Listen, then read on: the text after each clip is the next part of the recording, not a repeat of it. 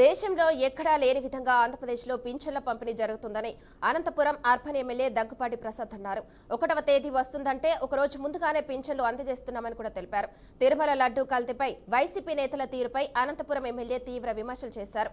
కల్తీ నెయ్యి వాడినట్లు సిట్ స్పష్టమైన నివేదిక ఇచ్చిన తర్వాత కూడా వైసీపీ నాయకులు నాటకాలు చేస్తున్నారని మండిపడ్డారు. అనంతపురం అర్బన్ నియోజకవర్గంలో మా ముఖ్యమంత్రి నారా చంద్రబాబు నాయుడు గారి ఆదేశాల మేరకు అలాగే మా యువ నాయకుడు విద్యాశాఖ మంత్రి నారా లోకేష్ గారి సూచనల మేరకు ఈరోజు పెన్షన్లు పంచే కార్యక్రమం ఇక్కడ ఏర్పాటు చేయడం జరిగింది. మా తెలుగుదేశం ప్రభుత్వం వచ్చిన తర్వాత తొలి 5 సంతకాల్లో పెన్షన్లు 3,000 రూపాయల నుంచి 4,000 రూపాయలు పెంచడం జరిగింది. అలాగే వికలాంగులకి 6,000 రూపాయలు చేయడం జరిగింది.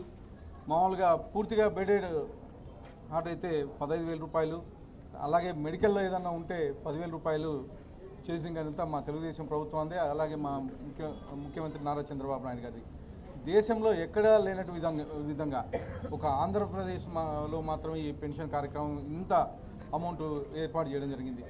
మొత్తం అనంతపురం జిల్లా వ్యాప్తంగా దాదాపు ఈరోజు 122 కోట్ల రూపాయలు ఎవరి మంత్ పంచడం జరుగుతూ ఉంది. అర్బన్ నియోజకవర్గంలో దాదాపు 22 కోట్ల రూపాయలు నెల పెన్షన్ పంపిణీ కార్యక్రమం జరుగుతూ ఉంది.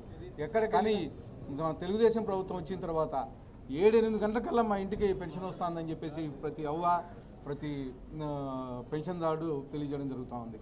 ఇవే కాకుండా అనంతపురం అర్బన్ నియోజకవర్గంలో అనేకమైనటువంటి అభివృద్ధి కార్యక్రమాలు జరుగుతున్నాయి.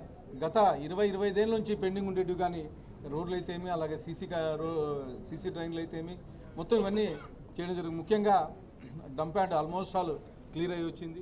ఈరోజు